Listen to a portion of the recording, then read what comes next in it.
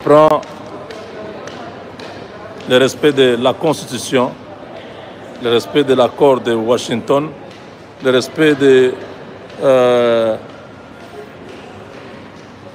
la Charte des Nations Unies et de la résolution 2773. Donc le Congo, c'est un pays souverain qui doit être respecté dans ses limites frontalières, les retraits du M23 sans condition, les cantonnements et tout ce que l'accord de Nairobi prévoyait, tout a été pris en compte. Et aujourd'hui, c'est un tournant historique. La RDC est en train de reprendre sa souveraineté, le redéploiement des forces de l'ordre, de la sécurité nationale, le FARDC, la police nationale et les autorités administratives. Bientôt, l'autorité de l'État sera rétablie à Goma, à Bukavu et dans toute la partie occupée par le M23. En attendant, les modalités d'usage qui doivent suivre pour savoir où sera cantonné le M23 pour la démobilisation, leur désengagement des villes occupées. L'ONU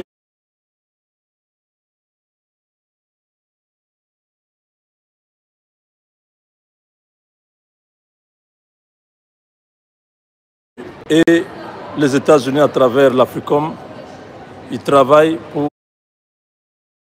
mettre fin à cette imposture qui a trop duré, qui a fait trop de mal à la République démocratique du Congo.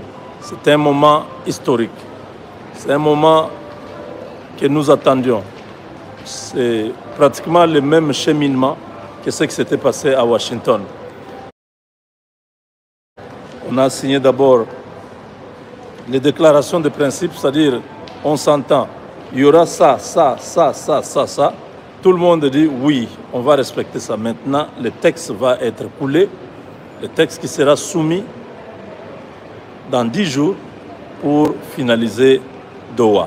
Voilà, mes chers amis, tout ce que nous avions à vous dire sur ce dossier. C'est parti très vite. Les gens disent, mais pourquoi l'accord de principe? Pourquoi ne pas signer directement l'accord? Non. Les choses ne se font pas comme vous pensez. Nous sommes au niveau de l'arbitrage international. Les États-Unis sont en train de superviser cette paix à leur manière. Ils ont mis le Qatar comme médiateur. Donc nous suivons la procédure et c'est à notre avantage parce que les Américains sont avec nous. Leurs entreprises ont tellement soif d'arriver au Congo qu'ils ne peuvent pas accepter que les pourparlers du Qatar puissent nous échapper, que nous puissions perdre. Ça ne se fera pas. C'est pourquoi j'ai dit nous sommes dans les bons et nous tenons à ce que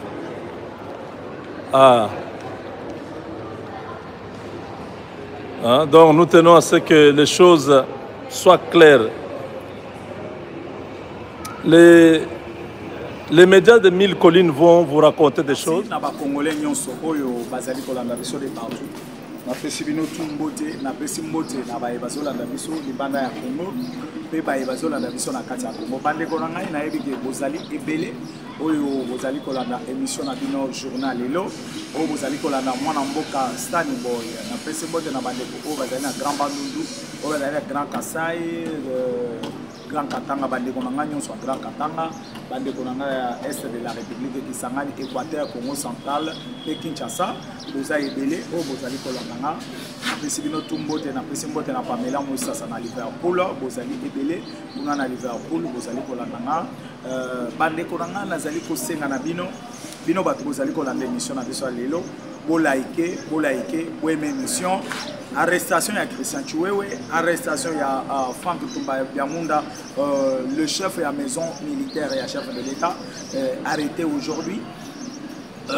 Arrestation ya Mamobondo et Belé na ferme ya Vital Kamerhe ya Mongata sika owapi bakangi ba Mobondo ebele bakangi bato ebele na ferme ya Vital Kamerhe pe arrestation ya ba nyonso oyo bazalaki na ferme ya Joseph Kabila ya Kashamanta epai owapi Kabila abandaki komonte rébellion bande kobola nanga très bien awa tozo solola na bino na Mongata bauti kokanga bato ebele. Et je viens de vous expliquer que kuna na Mongata les plans ezalaki ya mabe makasi. Les plans ezalaki ya kofer tomber Kinshasa. Le major John oyo azali na Dibaya ou azali ko libérer banguna balekaka facilement pour ba rejoindre Garamba Dundu après baya kokota na Mongata na ferme bisika oyo bakangeli ba. Na lobby ba service na biso, service spéciaux.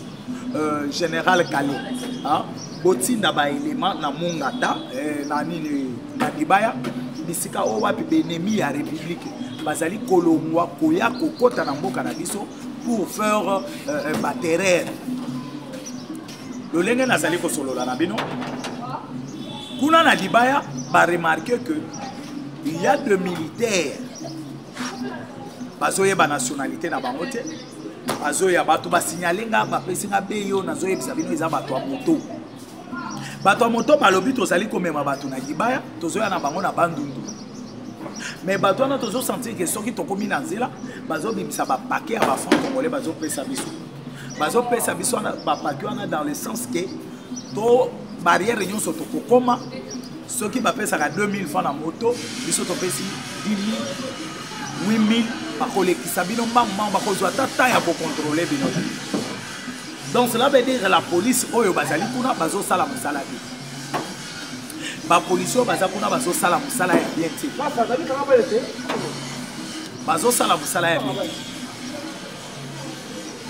Parce que soki olabeli bien colonel wana soki major wana John oyo azali na Dibaya azali major ya Kabila oyo azali kosala effort yake par ennemi ya république babanda koleka na facilité ba ennemi ya république bakota na mboka na biso. Il faut arrêter d'abord ces messieurs là John bazali kuna na Dibaya bato moto balobi bien que hier tokoma na nzela ozo remarquer que bato bazana ba revolver bato bazana ba arme na ba sac na bango.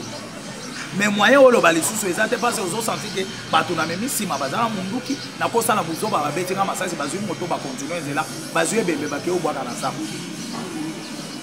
Et tozo ya na bango totiki bango na bango. Et c'est par là maintenant qu'on a remarqué que le lenge ba ye kotinda ba service na ferme ya Vital Kamerhe ya Mongata. Où ils allaient à 2 km dans Mongata, dans le village, les noms m'échappent, les noms m'échappent, mais comme vous pouvez attendre lobby, dans l'émission lobby, je vais vous expliquer. Dans le village, on a remarqué que tout basé belé dans la ferme. Je me pose des questions de savoir que non, tout comme il a ferme dans le les travailleurs au bazana va faire pour faire manezana bangombe ya Vital Kamerhe ezana ba bibwele na eza kone belé babilanga ezali. Mais comment ça fait-il que batu bakoti kuna batu bazova na kati ya ferme les travailleurs oyo bazali kuna na kati ya basali oyo bazana kati ya ferme bazali ko signaler mokonzi na bango te. Nous avons des ennemis oyo bakoti, nous avons des ennemis oyo envahir ferme. Et là maintenant Vital comme deuxième personnalité de la République a alerté ba service ba kitakuna pona kokanga bata mais Vital Kamerhe bato ya Vital Kamerhe batiki pona di. On se pose des questions. Ya koyeba ke bato ana batiki eloko ana pona di. Vous devez comprendre que complicité en boka la biso ezalaki na niveau à l'école.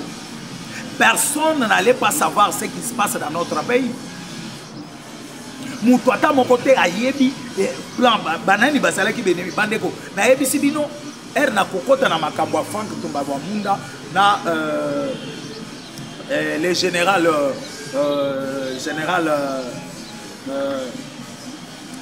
Christian Chiwewe ndebo ko comprendre que Kabala ezalaki ya mabe makasi parce qu'on vient d'arrêter 35 généraux oyo bakangi 35 généraux et parmi les généraux bakangi Pacifique Masunzu, il paraît-il que Pacifique Baza cité na kati ya Kabal manani Baza cité parce que Pacifique Masunzu muntu abomba ye na armée na biso c'est Kabila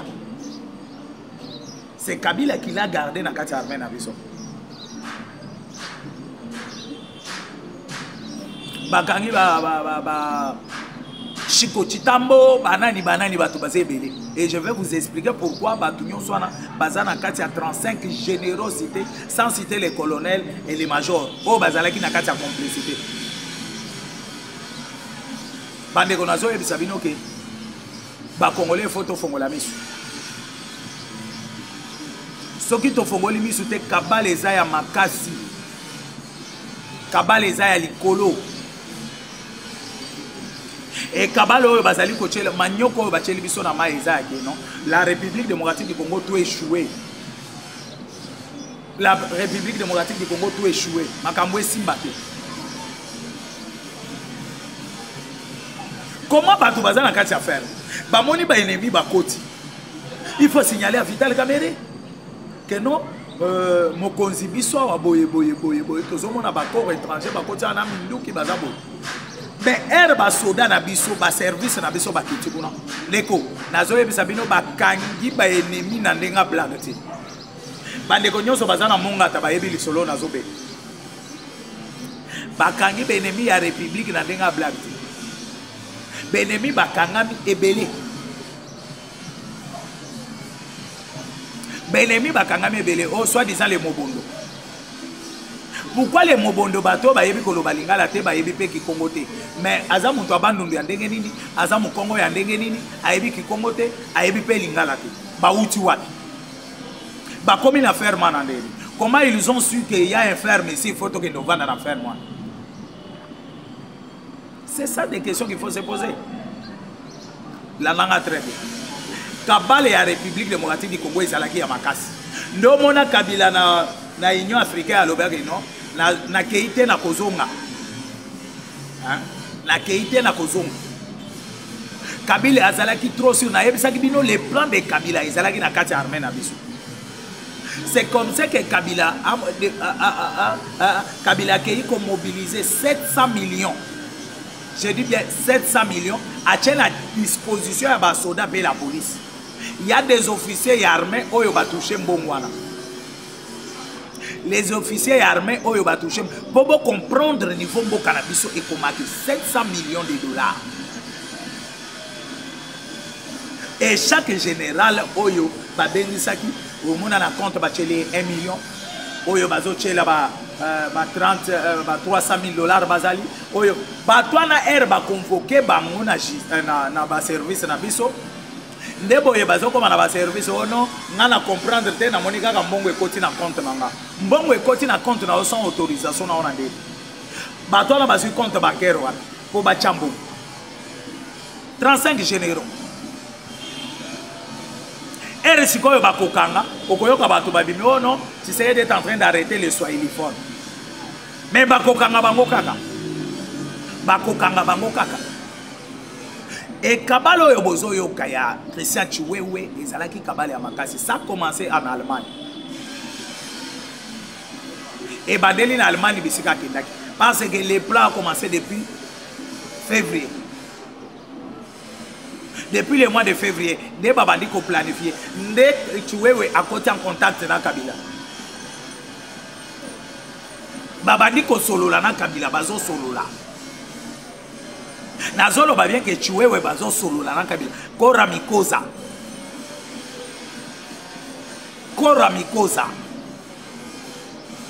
Tala plan Zabou. Et Kabila qui dit à Chiwewe, je n'étais pas prêt de te pardonner. Mais comme aux amours nanangai, ngande na commission générale ngande na constitution armée ngande na sali okoma oyo zali ozamwana nanga na limbisio mais nazo pesa o mission ezani parce que tuwe wasambi na ba téléphone na ye tuwe asambi na ba téléphone na ye ata o effacer ba message mais okosamba na téléphone na ye ezala code ba ko betelo ko bimisa nyonso na oyo effacer ba bimiselio ba biso téléphone na te o conversation na te lo basikolo to yeba nde tuwe babandi ko yebisa ndeko na date bo pour préparer qui est le robot. Bolinga qui bosse à la bosse, bolinga bosse à la bosse. Tu veux attirer matamabubiata. Matamabubiata. Oh non, et non, tu veux abandi ko beta monoko. Mes chers amis, na ebisi bino ke tu veux ayoki so. Et d'ailleurs, herba zuye nam. Baye na yepo na ko attendre, tu veux awangani, awangani. Baye bise pourquoi ozo wangana jusqu'à ce niveau. Ça va. Ozo samba si on a un téléphone, donnez le téléphone. Parce que le téléphone, tu vois, non, comme un homme de Dieu, je vais collaborer. Collabore, monsieur. Tala Kabila. Mbongo yaki autant. Et je comprends que celui qui distribuait cet argent, c'était Christian Tchouewe. Ne babandi ko distribuer un bongo. Babandi ko kabola bambongo. Bapesi batu bambongo. Bapesi batu bambongo, batu bazui balar. Ba généraux bazui bambongo. Pour assassiner les chefs de l'État, pour faire tomber la République démocratique du Congo. Ndeboye tuwewe abandi ko kabola, tuwewe akaboli bo. Tuwewe abandi ko pesa ba carte. Apesi carte nyonso, apesi bei nyonso tina suka. Aye ko banda ko cité ba kombo ya bato bazana kabale. Tel général lazana kabale. Tel général lazana kabale. Tel général tel. C'est comme ça que tu vas citer Franck Toumba Munda qui est le chef de la maison militaire et le chef de l'État. Le général Toumba Munda qui est le chef militaire et la maison et le chef de l'État, je répète. A cité bato na tina suka. Et Franck Toumba nani Christian Tchouewe asilisi. Ndebo yebazu Tchouewe bazongisi na ndako. Mais sous surveillance. Ba changer ba garde, ba PC bato bazali ko garder pour akimate. Ba tchele ba service libanda na quartier, na avenue. Aza bien contrôlé. Il n'a pas le temps de fuir. Parce que dans ba service ba tchelier, ba service ba yebanité. Oya yebiote, oya pe yebiote. Oya yebiote que azam auto service, oya pe yebiote que azam auto service. Et donc yo so comme chacun est surveillant de l'autre. Parce que ceux qui va yebani ba koki ko collaborer, tu as de l'argent, tu peux fuir. Le col à mata tamponyo bisika batami. Mata tamponyo bisika batami. Na bato bazali ko bomba mata tamponyo. Tu peux faire aussi de même. Na ebisa ki binoke même wala monga fulawa. Madame Akassia Bandobola vient de sauver la République, non? Vous le savez tous. Aouti ko sauver la République. Madame Akassia Bandobola la kisi comment bazokota bisika nini ba diminuer même fleuve na ba mabanga na ba kayasi ba banaki ko salana fleuve diminuer ba ekote que la ba libanais espace amunene na fleuve na zamba très loin na bato les indo-pakistanais bazo vivre na bango de omoni Madame Akassia Bandobola annulé titre na bango ba botoli bango mabele bazongi sango na l'état congolais. Bazongi sango na l'état congolais. Mabele zongi na l'état congolais. Ne Christian Tchouewe na ko cité na ye Franck Bomunda. Franck aye na tonga kangi biro akili. Aya na tongo boy akuti na bakade na bakangaka babakisi mususu. Ona na che bakade na ba service ba bimeli. Ba botoli ba désarmer d'abord ba garde nyonso ba zuminduki. Boyebi armée za service commandé. Mais c'est Franck Matamutuka. Bino ba garde botika la na disposition jusqu'à la nouvelle ordre. Papa Lukina Tumbati. Mes chers amis, je vous dis Franck Toumba Munda anyongi ba généraux oyo bazo travailler pour la République asali bango. Ko finga bango, ko dénigrer bango, ko komisa bango biloko pamba. Ko komisa bango biloko pamba. Et Franck Tombabamunda, le lenge tozo solo la nabino, il est aux arrêts. Chaque chose a son temps. Franck Tombabamunda, zalaki ndenge na zolo baboye, lobi bakobanda kolukisayo. Okoki koloba vérité siriété. Lobi abandi kolukisayo. Lobi atindi basoda na ye babandi kolukayo. Il y a des généraux bazana bandolo. Oyo Franck Tombabamunda akanga sans motif. Parce que moni peut-être à l'objet le mabe ou bien après ordre à mabe général en alligateur les mélailles à kangi à tilier nandolo. Franck Tombabamunda. À Sali Basoda, Bazana, les qui à maman c'est que je ne vais pas citer général na Bombi Combo. Et le général là balongolien nandolo, je connais bien le dossier. Franck Akangi, Franck Azoli Kaka Vanda nandolo. Mais si le messieurs dehors, ils ont peut-être grâce Yanzambe Kaka, na chef de l'État. Mais pour la Franck, il faut pour la Nandolo. Parce qu'il y a quelqu'un qui propose un avion ou un soldat. Non, avion ou était tout ça là. Après, c'est une bonne idée. Et ça va secret et armé, je ne vais pas dire ça dans la TV. Mais Franck Tombabamunda a cherché les dossiers avec les messieurs. Ce qui, grâce peut-être à la ministre de la Défense, c'était Guy Mwadiamvita. Excellence Guy Mwadiamvita. Oyo vraiment à Télémi, à le non, on ne peut pas arrêter les messieurs. Pour Franck Tombabamunda, il faut que les messieurs soient en prison. Pourquoi? Parce qu'il a de bonnes idées. Et aujourd'hui, nous avons des avions pour les militaires. Est-ce que les messieurs avaient mal donné les idées? Il faut pour aller à Kambongo, qu'on minimise les généraux. Parler toujours à mal des généraux. Qu'on finga les généraux. Qu'on kanga les généraux sans motif. Même dans la réunion, il faut qu'on le bakaga. Non, tout ça c'est pour filistrer des généraux. Oyo bazana danini chef de l'État. Pour jour bakoyoka ke balingi bakomona ke non muto yo Tshisekedi a cheli biso ndasali ko sala biso boy Tshisekedi angwa longo kaka po muto angwa perdre pe poste zoka bango na se bazana plan na bango ke non il faut to fragiliser batoyo ba longo pembe na Tshisekedi ou bien bazala décourager pour biso to sala mission na biso. Vous comprenez les plans? Vous comprenez les plans? Le lenge na zoye bisabino boyi. Na lobi vraiment que Franck Tombabamunda baye komemaye ndebongo baye ko éditionner. Na lobi bakangi déjà 37 généraux. Kobanda avant-hier tilelo c'est 37 généraux au baza déjà aux arrêts. Et c'est comme ça na kosamba na bango il paraîtra que parmi les hommes cités par Christian Chiwewe et Franck Tombabamunda, il paraîtra que Vital Kamerhe est cité aussi dedans. Il paraîtra que Vital Kamerhe est cité aussi par Christian Chiwewe. Vital Kamerhe, il paraîtra à Yebi le plan, il y a assassinat au Yobabana qui est préparé.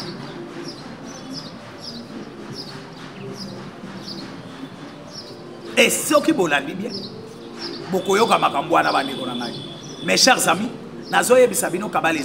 c'est comme ça que même le garde républicain bayeko kita na Kashamanta na ferme ya Kabila ya Grand Katanga bakiti kuna babandi kofier Kashamanta. C'est comme ça que bakangi 5000 hommes oyo Kabila babandaki ko former déjà na Kashamanta minduki déjà na Kashamanta pour attaquer les Grands Katanga. Ndeboyoki eloko le gouverneur ya Katanga lobaki si Kabila zoya asalisi réunion alobi soki Kabila nananga baye il faut to yamba bango. Kabila yo na kimi na Kenya mbango akimi na Kenya bakimi na nanga na Kenya akena nanga na Kenya nanga yebise vie oki motika ngabo ideni ayebise nanga yakatoki makambo yindi to risque ba américain ba ya kokangela biso toki mata na Kenya bakena na village moko a Kenya kuna côté bakay ko vanda nanga parce que kuna na doa yindi lelo le 23 bandimi bakende na cantonnement.